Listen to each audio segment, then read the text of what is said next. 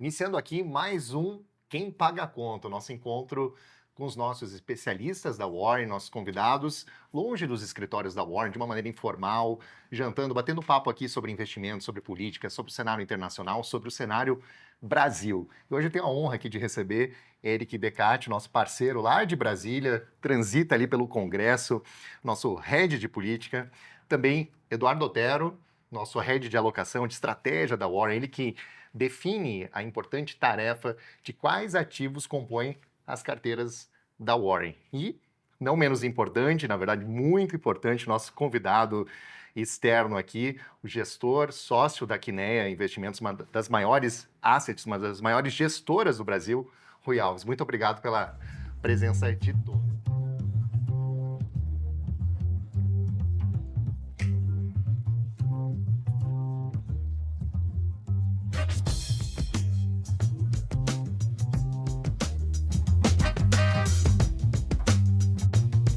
Eu vou direto aqui ao ponto, começando pelo Rui. Eu sei que você é um grande especialista da parte internacional e uma das perguntas que a gente mais tem recebido dos nossos clientes é justamente sobre Donald Trump, a posse recente agora do Donald Trump. O que muda para o Brasil, para a economia, com a chegada do Trump?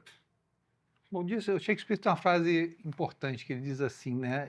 O inferno está vazio e todos os demônios estão entre nós. Então, eu acho que, em primeiro lugar, quando a gente fala do Brasil, os demônios não estão nos Estados Unidos, os demônios estão aqui dentro. Vamos pegar o primeiro governo do Trump. O primeiro governo do Trump ali, quando ele se elegeu de 2016 para 2017, foi um tempo maravilhoso para o Brasil. Absolutamente maravilhoso. Foi quando a gente teve financial deepening, foi quando a gente teve as reformas do Temer, foi quando a gente começou a acreditar que a gente teria um governo liberal ali com Paulo Guedes, né? Você teve entrada de pessoas na Bolsa, você teve uma boa performance dos ativos de risco brasileiro, infelizmente a gente bateu na Covid depois, tá bom? Mas o governo Trump em si, né, o começo do governo Trump foi um período que coincidiu com um período excelente no Brasil. Tá?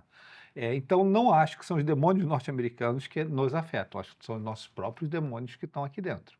Né? O que tem de diferente de 2017 para 2025? Bom, você tem algumas coisas diferentes. Primeiro, você não tem um governo tão alinhado com a filosofia Trump, vamos colocar dessa maneira. E a filosofia Trump, eu acho que ela tem um footprint ali, tem uma marca forte. Basta ver o que ele conseguiu fazer quando ele converteu o Mark Zuckerberg num liberal, né? No ponto De uma hora para outra. De uma hora para outra, ele decidiu que não precisa mais de fact-checking, né?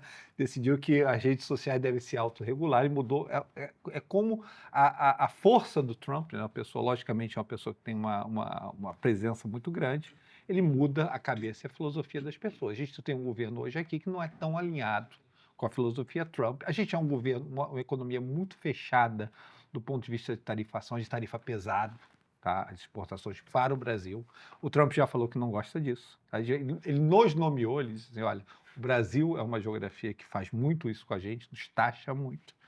E eu acho que alguma reciprocidade pode acontecer aí nesse sentido.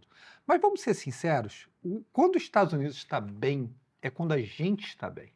Quando os Estados Unidos está mal, a possibilidade da gente estar mal é muito maior. Eu sempre digo assim, o Brasil é um aluno que, para fazer a prova, os Estados Unidos tem que ser feito primeiro e tem que ter passado. Daí a gente pode fazer a prova. Por que eu digo isso? Se os Estados Unidos entram numa recessão ou entram num período ruim de crescimento, é muito provável que isso se transmita para o mundo, tá? Pela influência da economia norte-americana. E é muito provável que o Brasil tenha um tempo mais difícil, quando os Estados Unidos têm um tempo difícil. Os Estados Unidos pujante, os Estados Unidos em crescimento, os Estados Unidos em que os negócios estejam acontecendo, a economia demande para o resto do mundo, é um cenário bom para o Brasil, não é um cenário ruim para o Brasil. O problema que a gente tem aqui são todos internos no momento. Deus salve o agro, porque, na verdade, é o que deve salvar o PIB aí no primeiro semestre. Devemos ter Mais uma vez, né? Devemos ter uma colheita maravilhosa, mas nós estamos barrando os mesmos problemas. Né? A gente até escreveu uma carta, a mais recente, nosso que nem site mais recente, e a gente usou o feitiço do tempo, aquele filme famoso do Bill Murray, né? Porque o Brasil tem essa coisa, a gente volta todo dia para o mesmo dia, é o nosso eterno dia da marmota. A gente acorda todo dia no mesmo dia. Então a gente Caverna do Dragão, né? Caverna do Dragão, né? E o unicórnio no final sempre atrapalha, né? O mestre dos magos fecha o portal e a gente nunca consegue sair daquilo. Por quê? Porque é parecido com o filme do Feitiço do Tempo. Qual é aquela história, né? Ele vivia sempre no mesmo dia e ele não melhorava. E como ele não melhorava, ele repetia o mesmo dia. E ele se irritava dentro daquilo. Até que um dia que ele sentou e disse assim, cara, se eu começar a usar esse tempo para eu melhorar, eu vou sair desse loop temporal. Então ele sai do loop temporal, conquista a menina que ele queria e tem sucesso. O Brasil, a gente vive nesse eterno loop temporal, que eu vivo, né, há algumas décadas eu vivo nesse loop temporal, em que a gente tem crise de dívida, a gente tem crise de moeda, a gente tem crise de confiança, e elas se repetem em sabores um pouco diferentes, mas acabam se repetindo. Hoje a gente está novamente o quê? Numa crise de dívida interna, né, que vai levar, lógico, uma crise de 1 mês, 2 meses, uma crise que vai se desenvolver ao longo de 1, 2, 3 anos, né, até que a gente possa novamente aparecer um Salvador para resolver essa questão, que não é uma questão simples, a gente pode discutir todos os números dessa questão da dívida, por que ela é importante, por que ela é relevante e por que ela é difícil de solucionar no nível que ela está hoje. Né?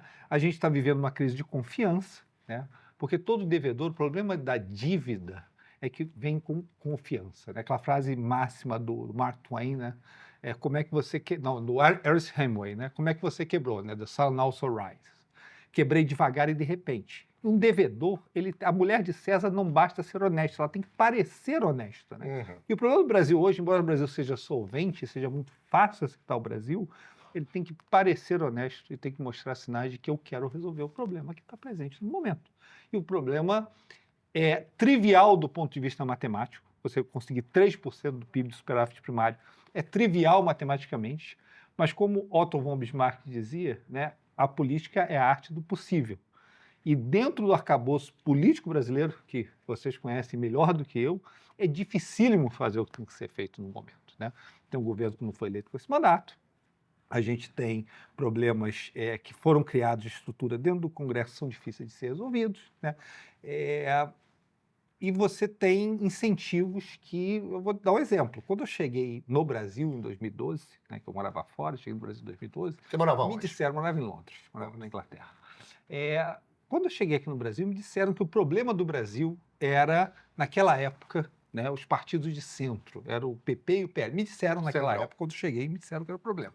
Sim. Na eleição do Bolsonaro, me disseram que não vamos votar no Alckmin, porque o Alckmin vai se aliar ao Centrão. Você deve se lembrar disso. Claro. Né? Hoje o Centrão é a solução do país. Eu espero que o Centrão tenha melhorado muito. Não sou especialista em política brasileira. Tá? Eu sou um gestor, eu sou um trader de mercado.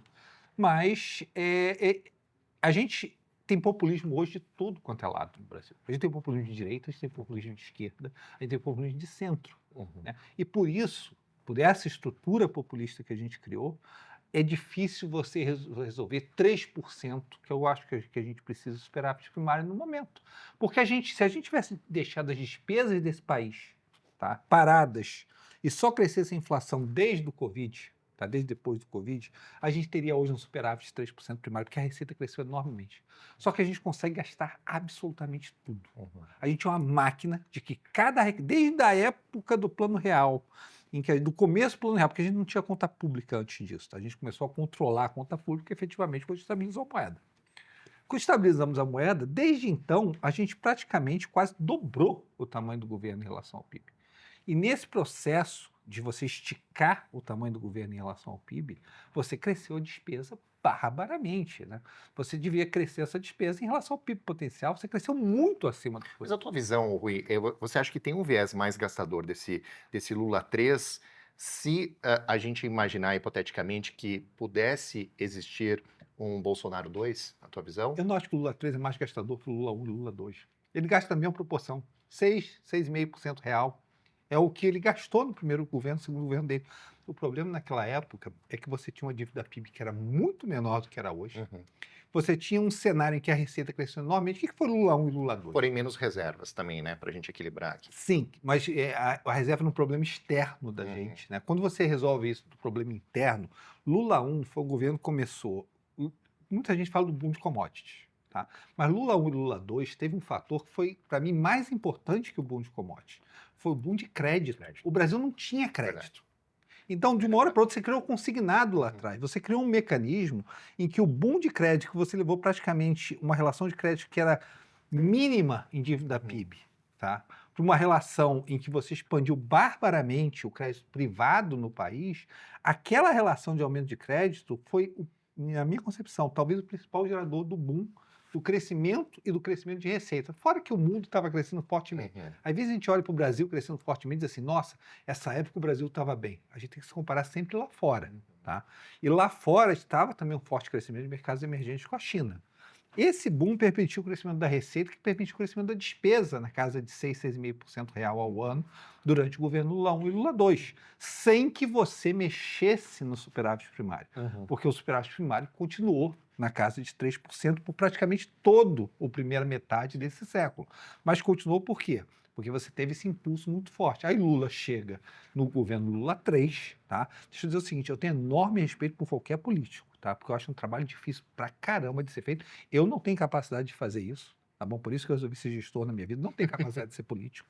Então tenho enorme respeito. Mas ele chega no Lula 3, ele olha pro Lula 1 e Lula 2 e diz, eu entendi o que funciona. Vou fazer igual. O que funciona, eu vou fazer igual. Eu vou estimular a economia, eu vou jogar o fiscal dentro da economia, e a economia por si só faz o dinheiro rodar, faz com que ela cresça, e disso eu gero a minha receita, e eu faço esse movimento normalmente, como se fosse o moto perpétuo, a máquina do moto perpétuo. Só que ele encontra de uma dinâmica diferente. Tá? A gente tem uma dívida PIB hoje que está na casa de 80%. Não é o mesmo mundo lá de trás. A gente tem famílias hoje que estão extremamente endividadas, com um comprometimento de renda enorme, muito maior do que estava na Dilma.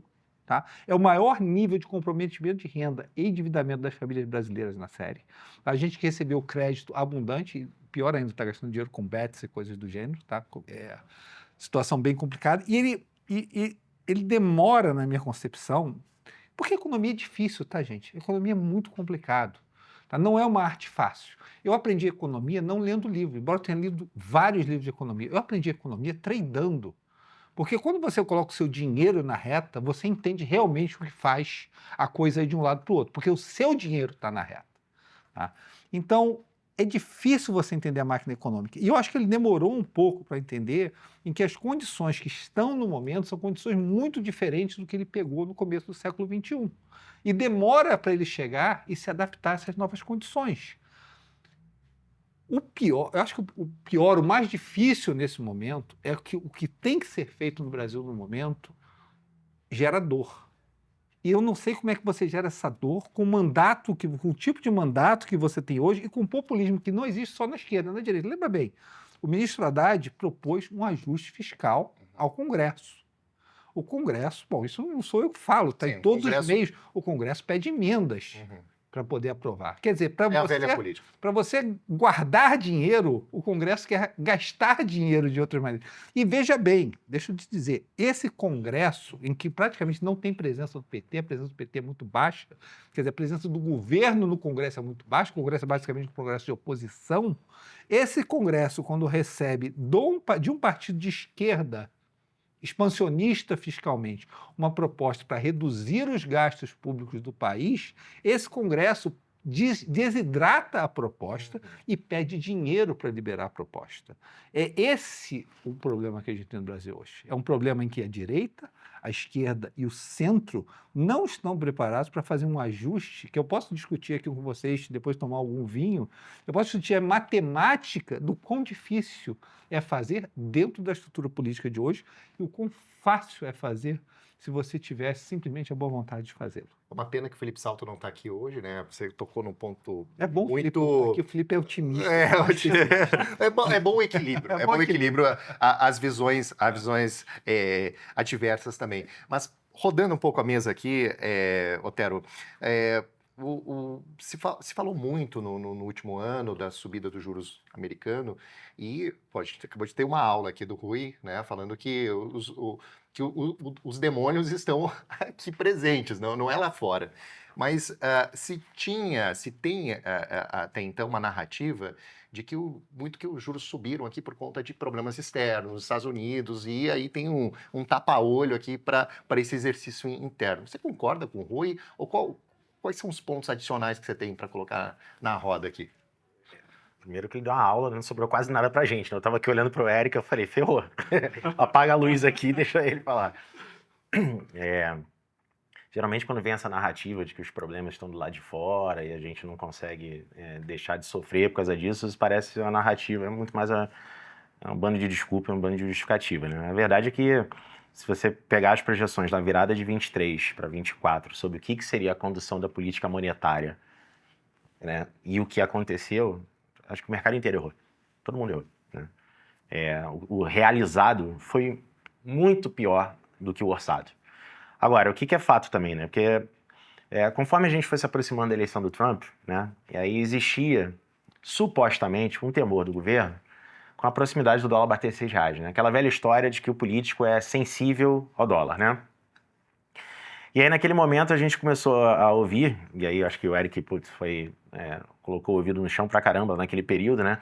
A gente começou a ouvir bastante a respeito de um suposto pacote de corte de gastos, exatamente para talvez acalmar o mercado e a gente evitar esse processo de depreciação do real. Só que o que aconteceu na realidade foi muito pior do que o orçado, né? Veio um pacote que, como você falou de desidratar, mas o ponto de partida já talvez não fosse tão bom quanto necessário, porque desidratar ia acontecer. Assim, achar que não vai desidratar também enfim, parece ser muito ingênuo, né? Então, eles iam desidratar, veio o ponto de partida, pô, talvez não fosse lá tão bom quanto, e ainda veio o programa, o suposto, a intenção de isentar, o imposto de renda até R$5.000. E nesse momento, o mercado rasgou. As taxas de juros explodiram, as perspectivas pioraram muito rápido. Então, cara, assim, eu concordo bastante com o Rui, assim, são questões internas, não adianta tampar o sol com a peneira.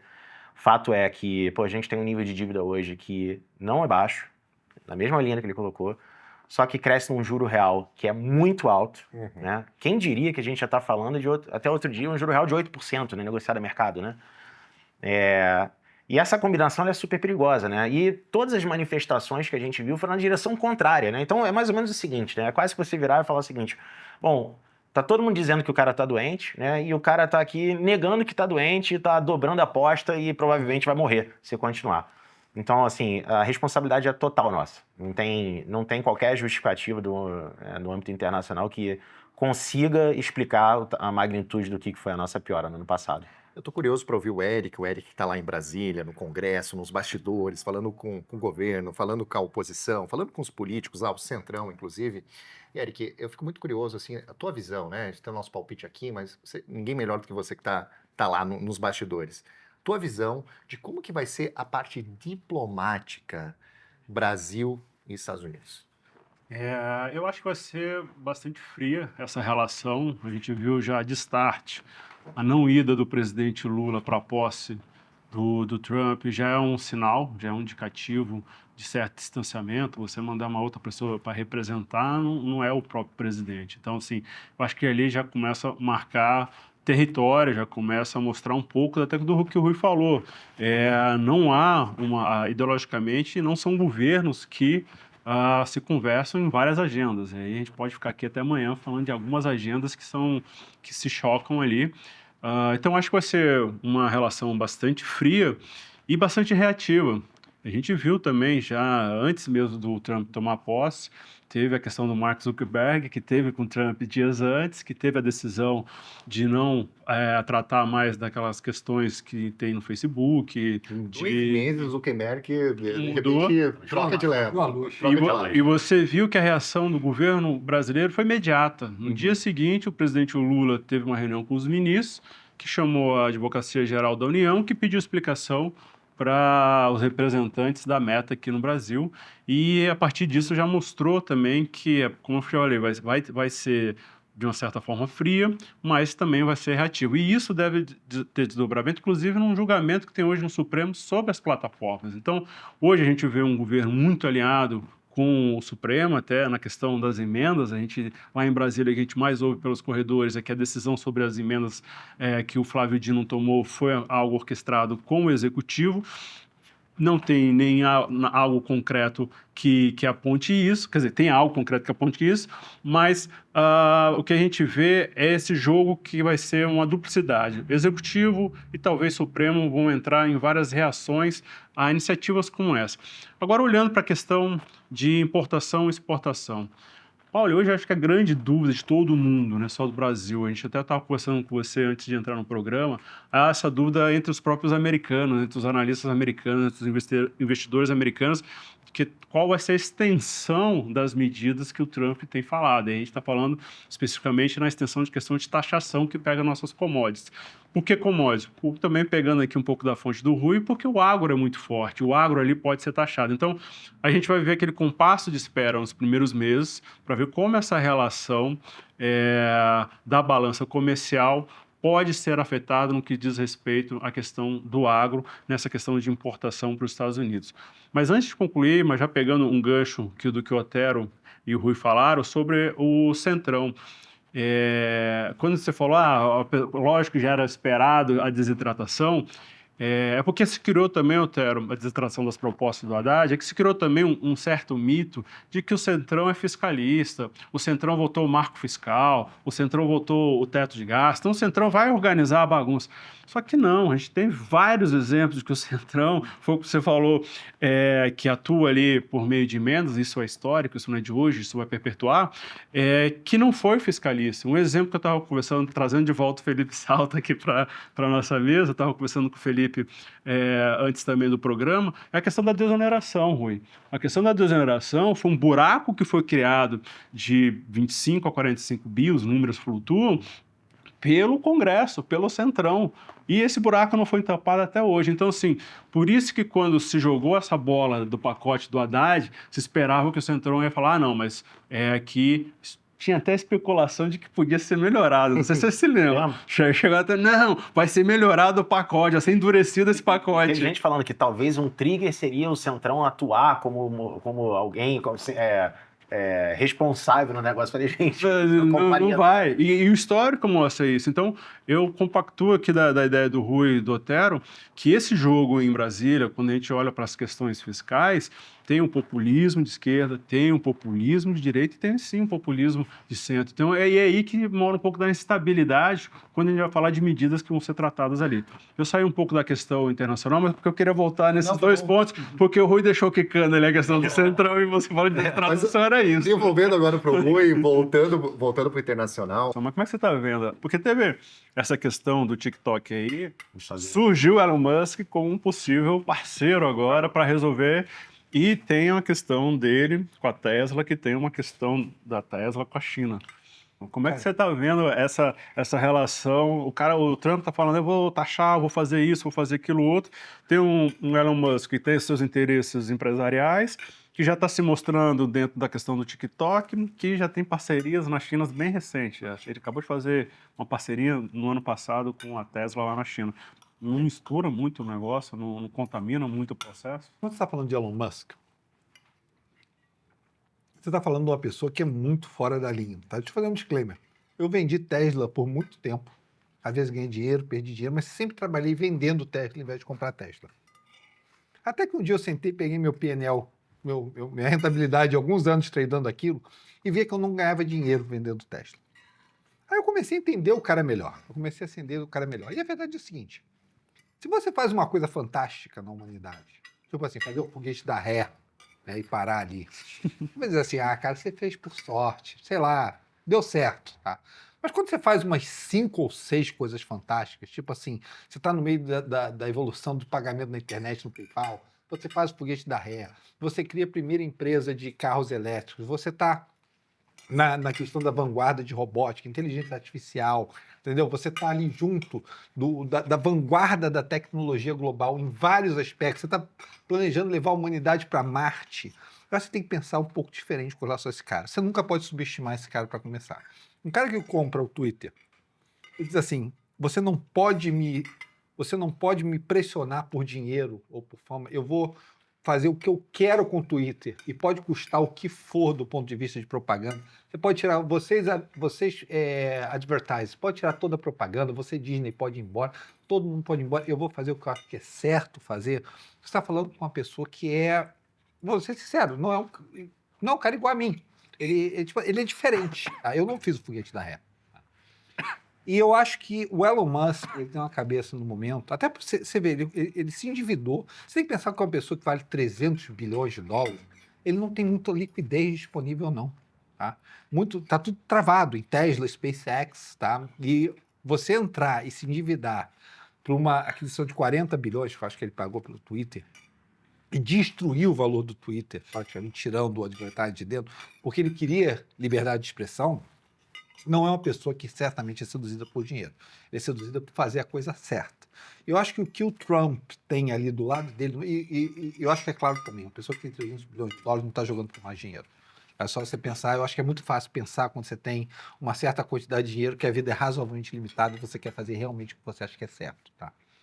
Então, eu acho que pode haver alguma contaminação, mas eu acho que se eu fosse o Trump, eu faria o que ele está fazendo. Eu deixaria o Elon Musk do meu lado, tá? E essa luta do próprio Elon Musk, agora o Zuck vindo para esse caminho também, dessa luta do que acha certo, principalmente da liberdade de expressão. Quando a gente olha aqui para o Brasil, é uma grande discussão, principalmente em Brasília, aí, Eric, daquilo que se pode ou não ser veiculado, a questão da responsabilidade e tudo mais. E indo mais de encontro com alguns países que limitam um pouco essa liberdade de expressão, tem a questão das mídias mais fiscalistas ali para elas, para as televisões também e tudo mais. Você não acha que é um caminho meio perigoso que a gente está indo? Ou é necessário no Brasil fazer essa intervenção, fazer essa due diligence naquilo que as pessoas recebem, assim? Eu acho que é um tema muito sensível, Paulo, essa questão do conteúdo na internet. E aí, olhando para dentro de casa, você tem filho, acho que o Otero tem filho, o Rui tem filho, tem essas questões que essas crianças estão recebendo de conteúdo. Uhum. Eu acho que nesse aspecto, se você vê hoje, eu vou dar um exemplo lá de casa. A gente está lá preparando o jantar, de repente o meu enteado está lá no celular, vendo também uma sequência de reels, uma sequência de informação, que aquilo ali é conteúdo, querendo ou não, seja em qualquer plataforma que ele possa ter acesso. Eu acho sim que não é controle, mas uma regulamentação. Tem que ser minimamente direcionado um conteúdo para uma criança. Sim. Minimamente direcionado conteúdo para certas faixas etárias de pessoas. Eu acho que o não ter isso é arriscado. Não ter isso... É lógico que você pode, como pai, tirar o celular da criança, mas ao mesmo tempo que você está tirando o celular da criança, você está impedindo uma certa evolução tecnológica dele, da curiosidade dele de mexer com ferramentas que estão hoje na mão de todas as outras crianças da escola e na mão de uma grande parte do entorno dele. Então, assim, é um tema muito sensível. Eu acredito que não é de todo ruim, mas a gente não tem que tratar com uma censura. Eu acho que a gente tem que tratar com uma certa regulamentação, alguns pontos que podem impactar ali o dia a dia, em especial de quem está em formação. Eu acho que, como é muito conteúdo, tem nesse recorte que está sendo dado, não haverá nenhum due diligence, como você colocou, nenhuma verificação do que está acontecendo ali.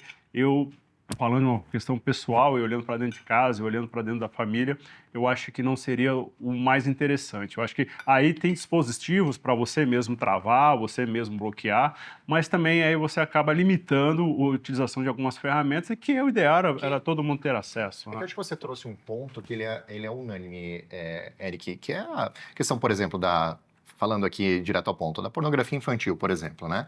Só que o meu ponto, ele vai um pouco mais além. O que está por trás disso? Será que não é uma censura política de querer limitar aí o que pode e o que não pode? Vamos botar no período da eleição. Mas aí eu acho que é conteúdo. Aí é justamente conteúdo. Uma criança vai querer conteúdo político, uma criança de 8 anos vai querer conteúdo político? Mas, por exemplo, derrubar determinadas páginas, como aconteceu lá em 22. Eu acho que aí é dentro de um critério que vai da fake news. Se realmente, imagina amanhã, cria-se uma página contra o Otero. E aí começa a criar várias histórias com o Otero, acaba com o legado do Otero, com as empresas, com tudo. E você não tem, hoje, com a dinâmica que tem na internet, às vezes, tanta velocidade de reação. Você está em férias, você pegou sua família, foi para Londres, foi lá visitar o Rui. Você se desligou, estou em férias. Quando você volta, nesse meio tempo de uma semana, tem uma fake news correndo que está ali, Acho que quem vai correndo. controlar isso? Hã? Acho que quem vai controlar isso? Eu acho que esse... Não, mas você perguntou sobre derrubar uma página. Não. Eu acho que aí tem que ser derrubada essa página. Eu acho que aí a gente tem, nesse momento, a gente tem que olhar pra gente, assim, Tá. ou afetar a gente. Na questão política, aí eu acho que isso tem que ser... A gente tem que fazer um filtro aqui, gente. O que é mentira, o que não é mentira? O que é fake news, o que não é fake news? E é isso. A partir do momento que tem esse controle, a gente pode, então... O conteúdo pode ser distribuído, mas eu acredito por categorias, assim, por faixa etárias. Eu não acredito que uma criança vai querer ver conteúdo de que seja pornografia é liberado para adulto, mas não é liberado para criança. Política, o que uma criança vai querer fazer um conteúdo de política com 8, 9 anos? Então, assim, eu acho que é fazer filtros. Mas vamos lá. Voltando aqui à mesa, Rui, tua visão, Quineia, Rui, dólar 2025. Não me mate, eu sei que essa pergunta é difícil, mas será que o dólar, na visão de vocês, se estabilizou entre 6, 6,10 ou tem muita água para rolar ainda? Eu tenho uma visão interessante, até interessante disso, né? Deixa Uhum. eu amplificar um pouco Fica à vontade. a questão do problema, tá? Qual é a questão que as pessoas gostam de ficar no real? Porque você tem 7% de juros reais e você tem hoje aí 12% de Selic indo para 14%. Isso que as pessoas gostam. As pessoas gostam de dizer assim, putz, se eu tiver um patrimônio razoável no Brasil, eu praticamente vivo de renda, porque eu consigo 7% de juros reais. É só fazer a conta fácil de quanto você precisa acumular de capital para você viver simplesmente de renda no Brasil. E é uma coisa completamente dispar em relação ao resto do mundo. Quando alguém chega de fora do Brasil, experimenta isso. Diz para ele assim, olha, se você tiver $1 milhão aqui no Brasil, você tem uma renda fantástica. Né? $1 milhão não é uma grande quantidade de dinheiro em termos internacionais, mas é uma quantidade que permite você viver uma vida muito boa no Brasil, vis-à-vis são 6 milhões de reais hoje em dia, e isso é fácil você fazer a conta de quanto isso gera de reais, divide por 12, você vive uma vida decente aqui no Brasil. Mas ninguém se pergunta o seguinte, por que eu recebo isso? Por que eu recebo esses 7% de juro real se o resto do mundo não recebe esse 7% de juro real? E por que eu recebo por tanto tempo esse juro real? Isso é como se fosse, isso é um prêmio de risco. Tá? Porque se na verdade a economia cresce sustentavelmente a 2 e eu estou recebendo 7, esse diferencial, pensa o seguinte, os Estados Unidos pagam 4,5 hoje. Tá? O Brasil paga 12,5 hoje. Tem 8 aqui no meio. Vamos supor que a inflação fosse a mesma. Não é, mas vamos supor que fosse a mesma. Tá? Tem 8 aqui no meio. O que é esse 8 aqui? Esse 8 é simplesmente o prêmio de risco para você deixar o teu dinheiro dentro do Brasil. Tá? É fácil você pensar, quando a dívida PIB é 20, você diz assim, é tranquilo. Dívida PIB é 30, tranquilo. A dívida PIB chegou a 80. Aí você vê situações como a gente teve durante a Covid, em que o Roberto Campos Neto jogou juros para 2 e o deflator do PIB foi praticamente para duplo dígito. Então, naquele momento ali, numa inflação de 10 e o PIB de 2 e o juros de 2, você foi delapidado do seu patrimônio, né? Você perdeu 8% em relação à inflação. Então, aquele dinheiro que é dado para você é um prêmio de risco para situações difíceis que um país emergente, altamente endividado no momento, pode vir a ter. Então, você tem duas decisões hoje. Você coloca o seu patrimônio em dólar e recebe 4,5, o real e 12,5. Tá? Juros reais, vamos falar de juros reais. Você bota nos Estados Unidos e recebe 2,5 de juros reais hoje, ou você bota no Brasil e você vai receber 7% de juros reais. Tá? Essa é a conta que você tem que fazer. Aí eu te pergunto, você perguntou para quanto vai o dólar. E aí eu vou te perguntar, quanto você se confortável de ter do seu patrimônio em real versus dólar com essa conta que eu te dei? Porque é o seguinte, se der errado, deu errado. Tá? Você deixou 100% no real, deu errado. O que aconteceu foi que a gente não conseguiu controlar essa dívida pública, virou a inflação e virou a Turquia. A Turquia foi um processo mais ou menos desse tipo, tá? Você começou você não controlou via Banco Central a sua inflação, você deixou a inflação correr solta, né? E você, na verdade, a moeda da lira turca, você perdeu praticamente todo o seu patrimônio se você tivesse deixado ele em lira turca, tá? Se der errado para você vira um frentista no Texas sem capital, tá? É o risco. Esse é o risco. Esse é o risco para receber o diferencial entre 2,5% dos Estados Unidos e 7% no Brasil. Interessante isso. Tá? Aí quanto você quer botar do teu capital em dólar e quanto você quer botar em real? Essa é a grande pergunta que você tem que fazer. Mas deixa eu passar a bola aqui pro Otero e traduzindo um pouco isso com essa aula que o Rui tá nos prestigiando aqui hoje, traduzindo isso para o seu João e para a Dona Maria. Para o seu João que está lá, estava comprando o CDBzinho lá do Itaú, aplicando lá na Warren, e tudo mais, ele olha assim, puxa vida, pô, o dólar subiu, né? Não peguei essa onda, estou 100% aqui no real, e eu acho que vai para esse segundo cenário, do Rui, vai piorar o negócio. Quanto que do patrimônio dele, em média, ele deve dolarizar? A gente trabalha com uma métrica de ao redor de 20%. Agora, isso não quer dizer que o cara saia do 0 para o 20. Né? Isso, toda e qualquer construção de portfólio que a gente faz, até por boas práticas, a gente faz isso de forma gradativa. Né? Imagina só, o cara vai investir lá fora, né? E o cara não tem mais esse CDB que rende hoje 12, amanhã 13, daqui a pouco 14% ao ano, né? Ele daqui a pouco constrói um portfólio lá fora que rende muito menos, vamos dizer assim, né? E que para render mais ele precisa tomar risco numa proporção que eventualmente ele sequer está acostumado aqui. Então, a gente mira 20%, tenta sempre fazer isso de forma gradativa, até para evitar soluço, até para o próprio investidor se conhecer, né? A gente costuma brincar, falar de que o investidor conhece o seu perfil na hora do revés, né? Na hora que ele leva aquele drawdown, na hora que ele leva aquela queda, né? E ele encosta a cabeça no travesseiro e ele está tranquilo ou ele está pensando a respeito do extrato que ele está vendo diminuir a 1, 2, 3, 4, 5, 6 semanas seguidas, né? A gente tem conversado, todo e qualquer profissional hoje que faz alocação, que trabalha com administração de recursos, de portfólio, de patrimônio, vem conversando com os clientes agora. Exatamente nesse momento de crise é quando você precisa estar mais perto, né? Uhum. E a gente repara, assim, que alguns investidores talvez tenham pulado, assim, degraus, né? E estão levando essa pernada, esse revés, são aqueles caras que estão repensando a estrutura do portfólio e o nível de risco do portfólio. Outra coisa que a gente gosta de falar também é que só em momentos de crise, isso é super clichê, né? Pô, você deve estar cansado de falar sobre isso, né? Momentos de crise onde o prêmio existe, né? Então, vou dar um exemplo bobo, assim, o cara comprava um ativo que pagava IPCA mais 5 e hoje o mesmo ativo paga Isso é mais 7, 8. 7, 8. E o cara hoje está com algum grau de Prefixado a 15. algum grau de insegurança para comprar aquele ativo que ele comprava IPCA mais 5 e hoje está comprando IPCA mais 8. Olha, a não ser que ele tenha uma bola de cristal que garanta ele que ele vai comprar IPCA mais 9, 10, e aí a gente está falando de um problema maior, que vai ver, não era para ele estar comprando esse ativo aqui, era para estar comprando lá fora, ele deveria estar fazendo isso. Né? Ele deveria estar adquirindo aquele ativo agora, IPCA mais 8, para inclusive se proteger eventualmente de algum soluço a mais de inflação. Então, 20% tentando tratar de forma objetiva, mas sempre fazendo de forma gradativa para evitar qualquer soluço, para evitar qualquer tipo de susto nesse processo de mudança de perfil ou de novo portfólio. O Eric, ele não é da parte de investimento em específico, é da parte de política, então não é um especialista de investimento, embora entenda bem, é um especialista, autoridade em política em Brasília, e está aqui na mesa representando o seu João e a Dona Maria. Você já chegou até nos teus 20%, Eric, dolarizado? Eu tô aqui bebendo da fonte do Otero. 2,5.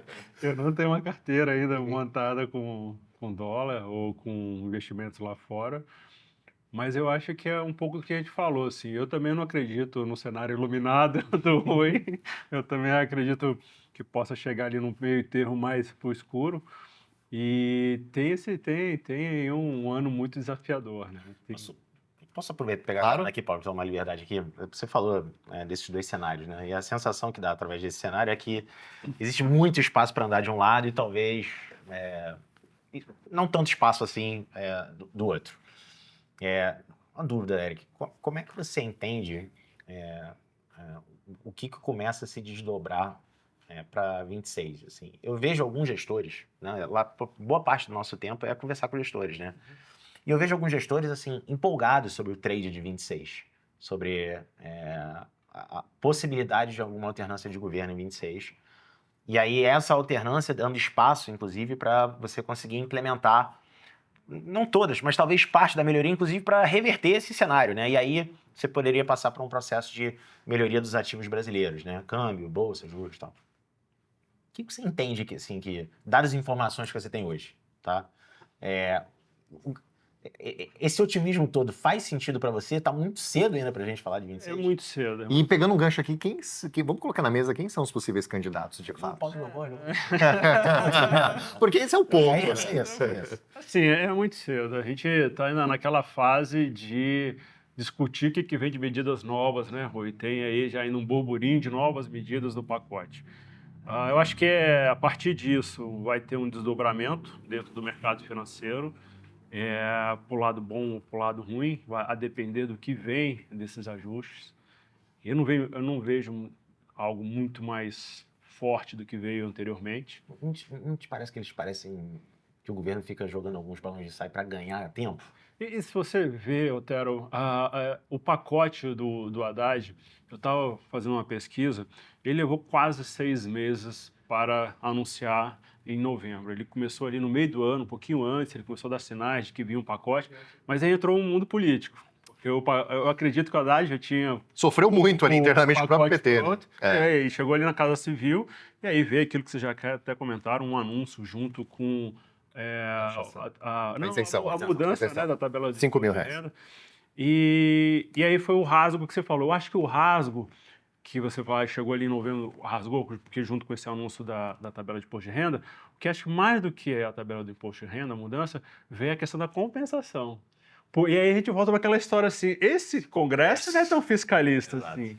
Qual o apetite desse Congresso em aprovar uma medida que vai compensar uma possibilidade? Porque a mudança da tabela de imposto de renda é super popular dentro do Congresso, super. E aquilo ali vai passar. A dúvida que se tem hoje é qual o tamanho da compensação que vai se aplicar. Então, nesse primeiro momento, nessa primeira quadra do ano, é essa discussão, Otero. E eu acho que isso vai impactar muito os números que vocês olham. A questão da inflação, a questão de uma reação mais forte de taxa de juros, etc. E aí a gente vai chegar no segundo semestre.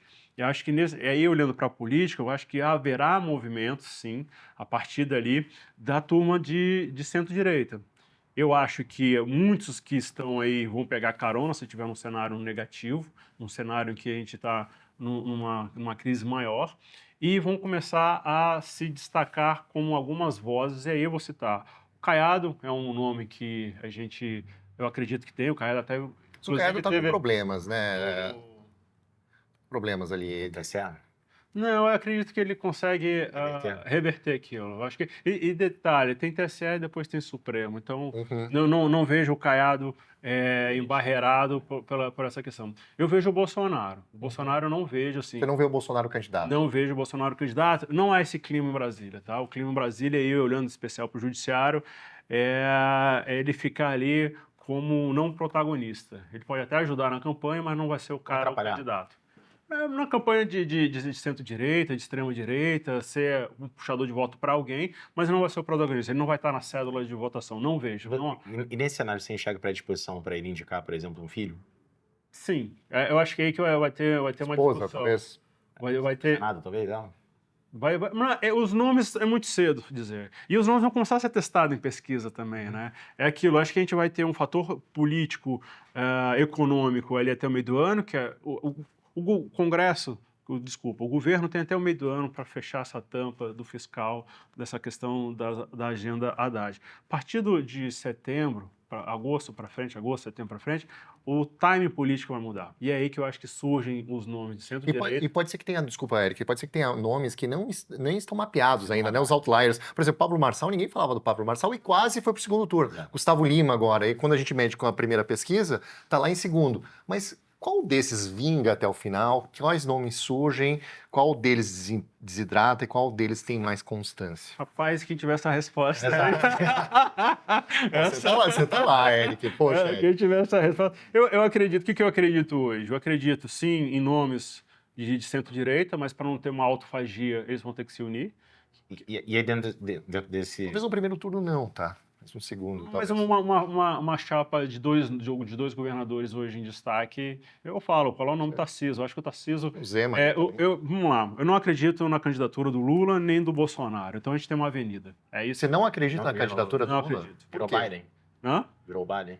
Ele já, Paulo, desde do primeiro ano, 2023, já dá vários sinais de que não tem essa disposição mais de disputar a seleção. Então, eu vou trazer elementos para vocês. Primeiro, ele está muito afastado da política, gente. Todos os líderes parlamentares que a gente conversa no Congresso reclamam disso nos bastidores. Falou, cara, o Lula de 2002 e 2008 era o cara que abria as portas da Alvorada e recebia para um vinho, vamos conversar, como é que está a sua vida, Paulo, sua liderança, como é que está a sua bancada, como é que está as questões discutidas. Ele era um cara que recebia, ele gostava desse corpo a corpo com o mundo político. Se encastelou. Ele está ali no Palácio Planalto, está completamente isolado. E isso no dia a dia da política. A gente viu agora nas eleições municipais, ele sempre se envolveu em disputa municipal, sempre se colocou, sempre se gravou muito programas, e nessa ele mal fez uma campanha em São Paulo para o Boulos. Fez uma outra gravação. Então, a gente vê, e não é o fator de saúde, não. A gente teve um episódio lá da queda dele, eu não acho que não é mais isso, não. Isso já tem até levantamentos que hoje ele recebe menos política que a Dilma. E a Dilma, que era conhecida como uma pessoa que detestava o mundo político. Você vê sinais de afastamento. E há também um entendimento de ciclo, que ele veio nesse momento que derrotou o Bolsonaro e que, para eles, é muito melhor ele sair como presidente do que para uma disputa que vai para 51-49, onde ele não tem garantia de vitória. Então, assim, ele pode fechar o legado dele na alta. Vamos falar com o linguajar do mercado, na alta. Eu fui presidente, fui preso, virei ficha limpa e vou terminar meu legado com 80 anos, ficha limpa como ex-presidente. E aí, só que ele não vai dar um passo antes, Paulo, e a todos estão vindo, porque se ele iniciar aquilo que a gente estava conversando antes de vir para cá, se ele der o start agora, o governo dele se decompõe. Quem sou eu para discordar do Eric? Antes de ouvir o Rui aqui, quem sou eu para discordar do Eric? Tem uma frase que diz que o poder fascina. Número 1. 2. A esquerda não tem um nome. Putz, eu ia falar perfeito. Tá? Então, pode vir uma pressão interna do próprio papel ali, da própria filosofia, da própria, né, poxa, vamos de novo, vamos mais uma vez aqui, né? E eu queria passar a bola aqui para o Rui. Qual a tua opinião, Rui? Eu acho que ele está certo. Você acha que o Eric está certo? Rui, você enxerga isso? A gente não tem 80 anos de idade, entendeu? Quem surfa esse espólio? Quem surfa esse espólio? Esse espólio é pesado, é pesado. Mas assim, quem surfa isso? Já está na mão dele, já está no Haddad. Ele elegeu o Haddad, ele adotou o Haddad. Tá? Não é de hoje, o Haddad foi o candidato à presidência, quando ele não pôde ser. Entendeu? Mas o Haddad parece tão isolado nesse... Eu acho o Haddad, tipo assim, olha só, eu tenho... Parece ele lutando sozinho ali muitas vezes. Eu acho que o Haddad... Sentimento que eu tenho. Eu sei, mas eu acho que o Haddad é uma pessoa que já provou na urna que é competitivo. Está tendo uma exposição agora ainda maior do ponto de vista de ser conhecido nacionalmente. Está tendo... Eu acho que as pessoas mais de direita têm uma certa simpatia pelo Haddad, que ele está realmente tentando aqui fazer alguma coisa. Ele não é um petista de natureza, se eu não me engano, ele era tucano. Tá? Ele nasceu tucano, o Haddad. Se eu não me engano, sim. Uhum. Ele não nasceu no PT. Ele é um cara... as origens do Haddad não é de um cara de esquerda nem de extrema esquerda. É um cara extremamente balanceado. Conheci pessoas que tinham amizade na família dele. Um cara extremamente balanceado. Ele demonstra isso no dia a dia. Sabe que o Haddad perdeu o temperamento? Uhum. Entendeu? Você vê as declarações dele, parecem declarações extremamente razoáveis. Se você me botasse naquela profissão, você tem que ver o seguinte, ele é um cara que é afiliado ao PT. Uhum. Ele tem que falar a linha do partido de alguma maneira. Olha a maneira que ele consegue conciliar essas coisas todas dentro do trabalho, que é um trabalho extremamente difícil na mão de qualquer um. Gente, Paulo Guedes é uma pessoa de um QI elevadíssimo, uma pessoa estudadíssima, inteligentíssima. Olha o quão difícil é o trabalho de ministro da Fazenda para Paulo Guedes. Foi dificílimo, cara. É um trabalho difícil. Eu acho que foi o Trauma escrever esse livro, né? O trabalho... Não é o nome do livro do Trauma? O pior emprego. O pior emprego do mundo, né? O pior emprego do mundo. Thomas Trauma. Do Thomas Trauma. Porque é um trabalho muito difícil. Ele tem navegado naquilo ali com razoável competência. É um cara que eu pessoalmente simpatizo com ele. Eu me vejo tomando vinho com a Haddad numa mesa dessa aqui, tendo uma conversa interessante com ele. Eu acho um nome competitivo da esquerda, talvez seja o nome mais competitivo da esquerda, dentro de um próximo mandato, que vai ter que ser um mandato fiscalista, de quem quer que seja presente, é uma pessoa que está conhecendo os problemas, que sabe já os problemas e que pode agir em cima dos problemas. E aí, nesse cenário, Rui, vamos pensar assim, de posse de tudo que você falou, aí você tem, vamos supor um cenário hipotético, seja Haddad, vamos assumir que o Lula não entra na linha do que o Eric falou. E pelo que eu tô entendendo, você concorda. E aí o teu nome é o Haddad. Uhum. Vamos lá, jogo aqui, papo mesa de bar, né? Haddad Tarcísio, Haddad Caiado, nesses dois cenários aqui. o output disso não deveria ser muito melhor do que a gente tem hoje? Não, certamente seria. O problema que a gente tem é como a gente sobrevive os próximos 2 anos. É o daqui até lá. Entendeu? É o daqui até lá. Porque é o seguinte, a situação que você Pode vir uma bomba, independente de quem seja a bomba, pode ser muito grande para quem assume. Exatamente. Sabe, Será que o Lula vai mas- empurrar essa bomba ou vai resolver o que tem que ser resolvido agora? O que o Lula vai fazer? E aí, se você pode piorar, é aquele negócio, eu acho que o Tolstói tinha aquela frase, né? Toda família feliz é igual, e cada família infeliz é infeliz de uma maneira diferente, né? Então, a maneira que você pode melhorar a situação é um caminho só, é entropia, né? A maneira que você pode melhorar a situação é um caminho só, e é um caminho extremamente difícil. O Buffett tem aquela frase maravilhosa dele, né? A estrada certa está sempre vazia. O caminho certo. Se você está num caminho que está vazio, é sinal que você está na estrada certa, porque esse é o caminho em que ninguém quer trilhar.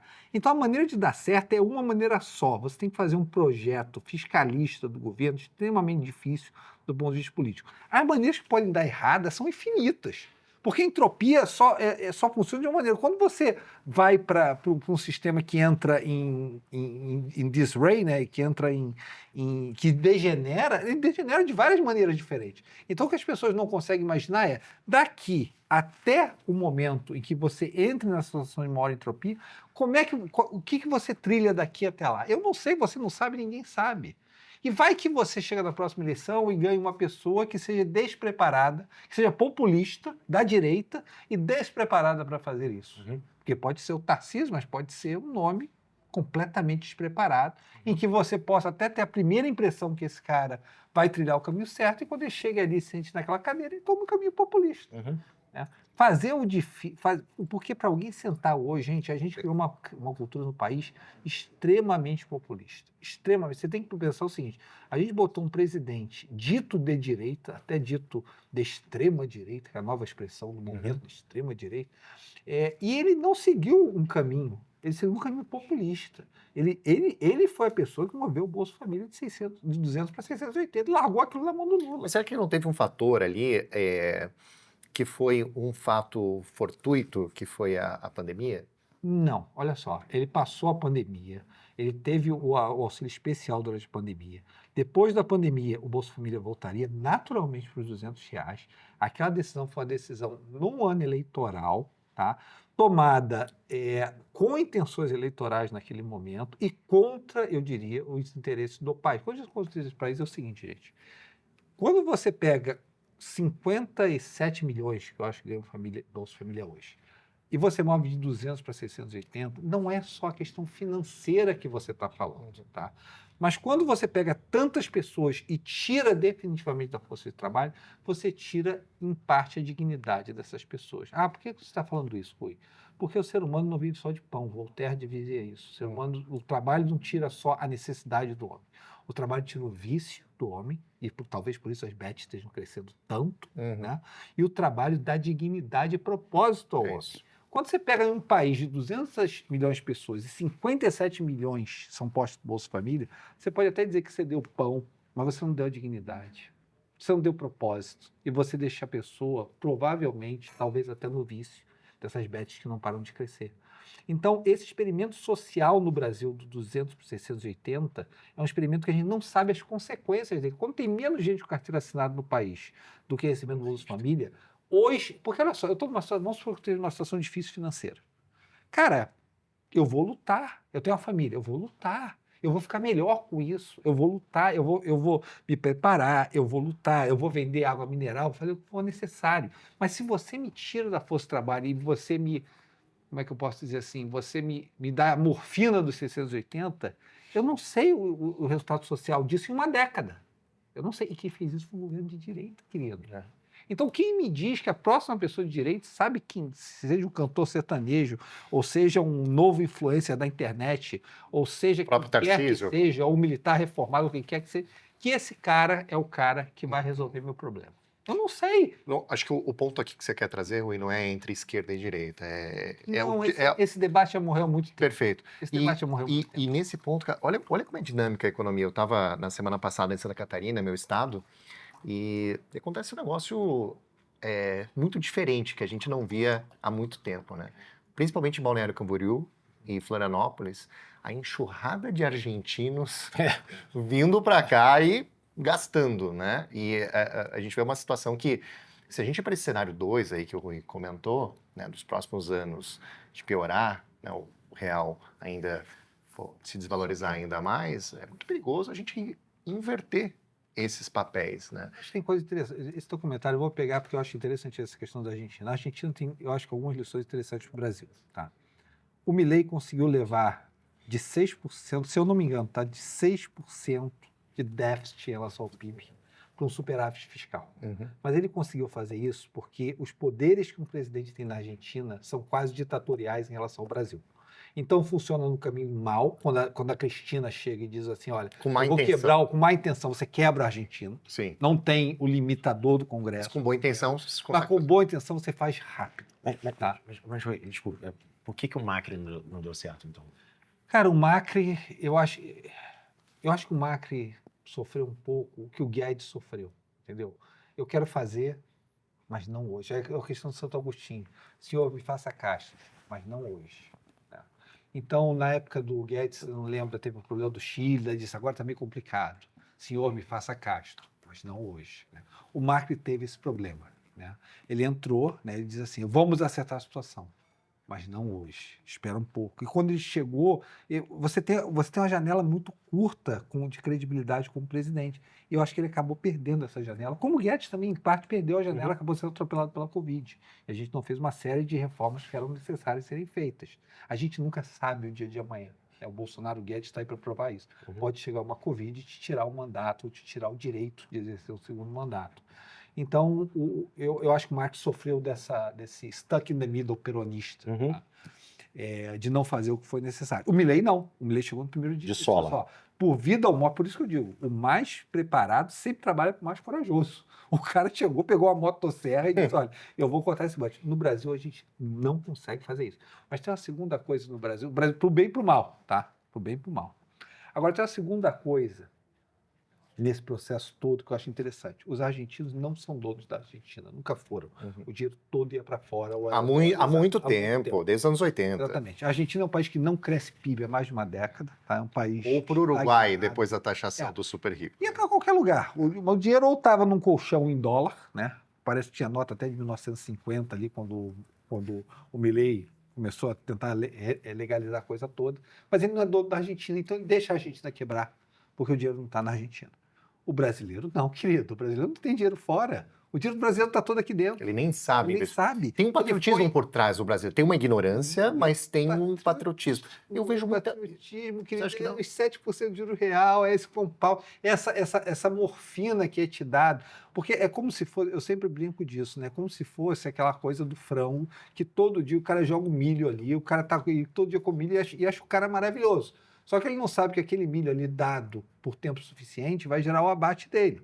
Então, a gente, desde o começo do Plano Real, desde a Constituição de 88 e o Plano Real em 94, a gente está num processo que a gente vive um fiscal frouxo e um monetário apertado. Esse monetário apertado gera esse juro real fantástico, altíssimo, que faz você, como poupador no Brasil, ter um compound de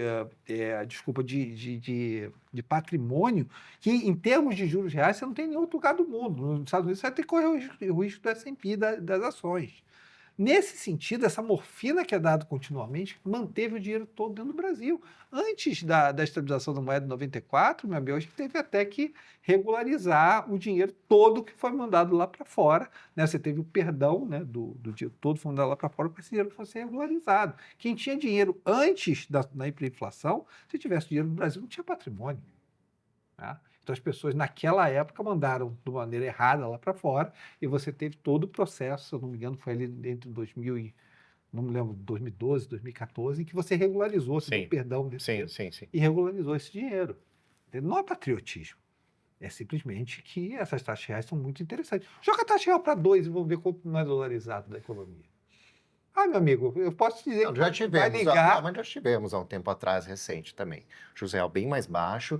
E, fazendo um contraponto aqui, longe de discordar do Rui, a Argentina tinha um juros altíssimo também. E não por isso o argentino deixava de... Não, o juros real era negativo. Não, o juros real negativo, mas o juros alto. Mas o problema é esse. Se você vê a capacidade de compound o seu patrimônio, tá? Você mantém. Quando você... O problema que a gente está chegando é num limiar do cara dizer assim, porque o cara diz assim, putz, que cara maravilhoso esse cara, né? Igual o cara que tá jogando ali o milho todo dia.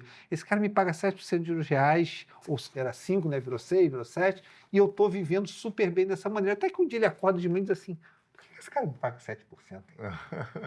Por que ele me paga 7%? Por que ele é tão bom assim? Porque é uma loucura o que acontece no Brasil. A gente fica falando dos mais pobres, né?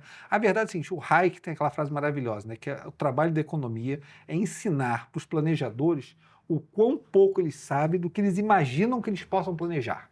Essa frase do Hayek, para mim, Matadora. é matadora, né? Porque hoje você pega praticamente eu acho que a conta está chegando a 10% de juros do PIB, né? Você pega quase 10% do PIB brasileiro, tá? E você, eu acho que é 8 ou 10, agora não estou com o número de cabeça. Aí você pega isso e transfere da parcela A para a parcela B da população. Isso é uma loucura.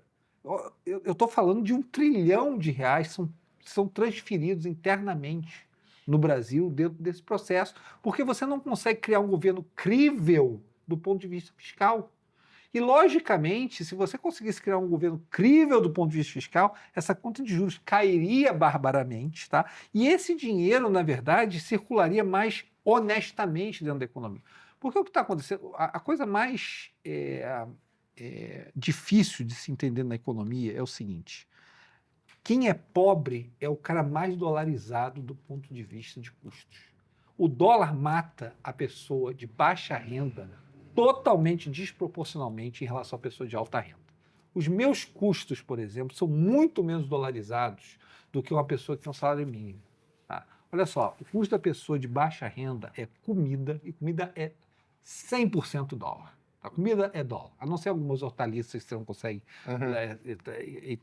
Arroz é dólar, feijão é dólar, açúcar é dólar, soja é dólar, milho é dólar, carne é dólar. Tá? Segunda coisa que essa pessoa gasta dinheiro, ela tem que ir e voltar do trabalho, ela tem que comer e tem que voltar do trabalho. Gasolina é dólar, diesel é dólar, tá? E todo o resto, carro é dólar, tá? Tudo é dólar que entra no transporte. O transporte é totalmente dólar, tá? A não ser o salário de motorista de ônibus. E comida é 100% dólar. Se você deixa o dólar andar, como andou 24% no ano passado, quem sofre mais desproporcionalmente é o pobre. Se você deixa a conta de juros subir, quem sofre mais desproporcionalmente é o pobre. Porque normalmente ele não tem acumulação de renda e normalmente ele é o devedor e não é o credor. E muitos dizem assim, dane-se o dólar, não estou indo para Disney mesmo. Não acontece dessa maneira. A verdade é o seguinte, querido, quer acertar a situação do pobre? Quer realmente acertar? Seja crível fiscalmente, seja desregularmente, aumente a produtividade, tá? Para de pensar de uma maneira em que você vende o seu futuro em relação ao seu presente. É só isso. A gente está vivendo o que a gente está vivendo hoje porque desde 1994, 30 anos de Plano Real, 31 chegando, a gente não consegue criar um arcabouço crível para o Brasil. A gente não consegue criar um arcabouço que você olhe e diga assim, eu acredito nesse arcabouço. E os tempos bons que a gente teve, em grande parte, eles coincidem com tempos bons de mercados emergentes lá fora. O mundo melhorou barbaramente nos últimos 30 anos. Quando eu digo barbaramente, é realmente barbaramente. Você pega um chinês que está bebendo água com as vacas e o cara está mandando gente para a Lua hoje. Exato. Tá bom? Enquanto a gente, na verdade, teve alguns anos bons que coincidem com anos bons em mercados emergentes globais, como foi o caso do período do governo Lula 1, Lula 2, onde a China estava realmente despontando, os países emergentes estavam num processo extremamente virtuoso, mas os nossos momentos ruins, é aquela coisa do Tolstói, né? Toda família feliz parece igual e cada família é triste da sua própria maneira. Os nossos momentos ruins são muito únicos nossos, como foi o caso de 2015, da crise de 2015, que é uma crise nossa, é uma crise brasileira em que a gente teve a maior queda do PIB desde da depressão de 30, e algumas pessoas dizem a maior queda que um país teve em PIB que não estivesse em guerra. A renda per capita estagnou por 10 anos. A gente teve uma década perdida lá na década de 80. Sim. Entendeu? Então, os nossos momentos ruins são muitos nossos, por culpa nossa. De processos nossos, por exemplo, de um presidente na época que acreditou em que poderia mandar o banqueiro central, no caso o senhor Tombini, jogar juros a 7% e que isso resolveria problemas, que tabelar resolveria problemas, que pedaladas naquela época resolveriam problemas. E não resolveu. E a gente criou uma crise gigantesca, totalmente... A crise é 100% brasileira naquele momento. E para finalizar, a gente está chegando aqui próximo ao fim, Otero, você como um alocador, recebi um dinheiro de herança, não quero esperar, não quero saber se o cenário daqui 2 anos vai estar melhor ou pior, preciso aplicar esse dinheiro agora. Pré-fixo ou compro um título atrelado à inflação? Bom, boa pergunta. A gente hoje olha para o nível de inflação implícita, que é a força de equilíbrio entre os dois títulos. Traduzindo aqui, pré-fixado pagando 15% até 16%. Mais ou menos o seguinte, né? Eu tenho um título que vai me pagar inflação mais um juro real, né? E eu tenho outro título que vai me pagar uma taxa de juros nominal pré-fixada, né? O que faz com que esses dois títulos, um seja melhor do que o outro, né? Se a inflação realizada no mercado vai ser menor ou maior do que aquela inflação implícita que está sendo negociada no momento da aquisição do título. Hoje a gente observa, há um tempo atrás, a gente estava 100% em títulos atrelados à inflação. Hoje a gente já está com um equilíbrio, porque a gente olha para o nível de inflação implícita no mercado, e talvez não tão pessimistas, vamos dizer assim, em especial para os prazos que a gente olha, a gente enxerga o que a gente entende como prêmio, talvez algum grau de inflação, muito prêmio negociado na inflação implícita, tá? Então, hoje a gente tem um mix, na verdade, a gente não entende como uma bala de prata. E nesse momento de incerteza, vamos dizer assim, é melhor você diversificar do que você necessariamente dar um tiro num lugar só. Diversificar, comprar um pouquinho. Comprar um pouco de cada. De novo, há um tempo atrás a gente estava 100% em títulos atrelados à inflação. A gente observou que essa inflação implícita negociada, ela cresceu, e hoje a gente entende que a gente consegue colocar um pouco mais o pé nessa parte de pré-fixado. Posso só fazer um comentário em cima do que você falou? Uhum. É curioso, né? Porque governo populista, né, geralmente diz que está fazendo pelo pobre, né? Uhum. Não, estou fazendo pelo pobre, eu me preocupo com a população. E você falou, né, que esse cara é muito mais exposto ao dólar, né? Uhum. Os caras são o Robin Hood às avessas, né? Porque ele tira deles, seja através do dólar, seja através da inflação, e entrega para o rico, que ele tanto antagoniza, né? Uhum. Diz que tem que tomar deles, tem que tributar via juro. E isso, você falou, há 31 anos, né?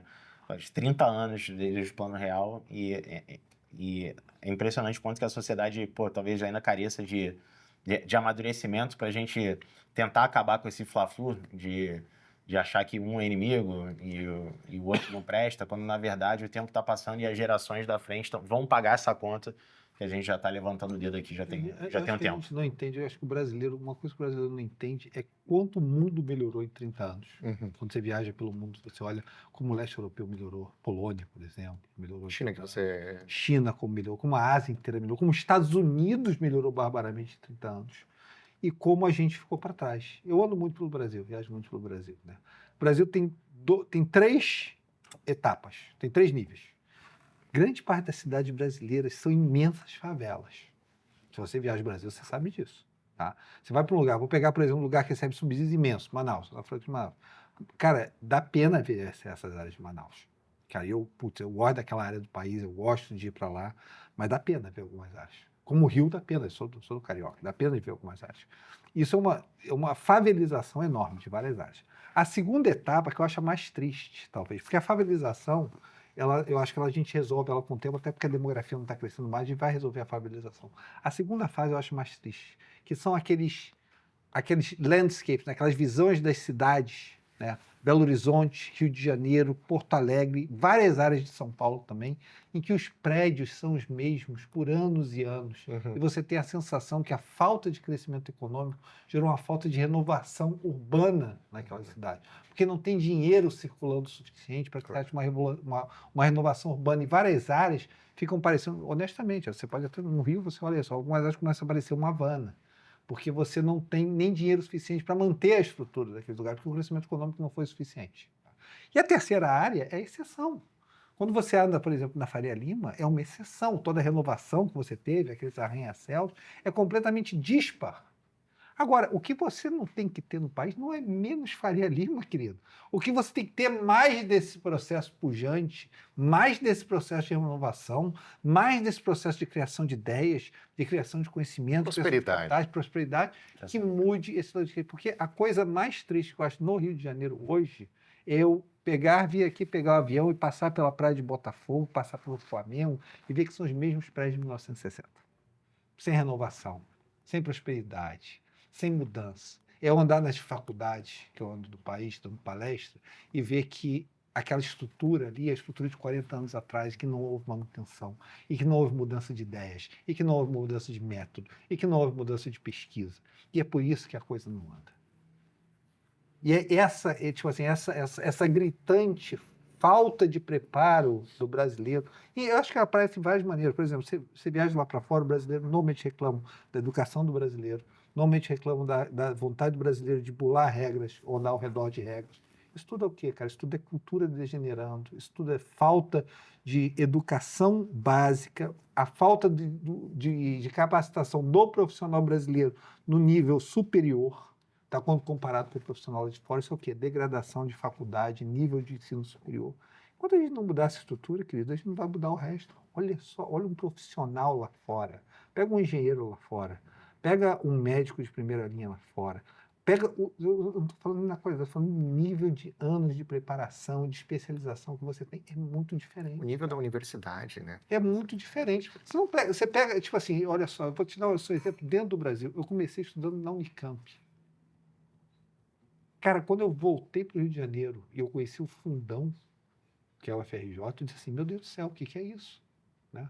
Naquela época, tipo assim, a diferença é gritante. Você vai para os Estados Unidos e você conhece a faculdade norte-americana, você veio para o Brasil, então assim, cara, eu estou entendendo por que é tão diferente. Eu entendo porque tem 10 mil de renda per capita de um lado e 70 mil de renda per capita do outro. E tem um agravante, os talentos aqui acabam indo para fora. Lógico que eles vão para fora. E aí... Lógico que eles vão para fora. De saída de gente qualificada daqui, acho que... Então a gente tem que mudar, a gente tem que mudar essa mentalidade. Diz o Marcos Senão Boas, não dá. O Brasil não é pobre à toa, né? Trabalho de profissional.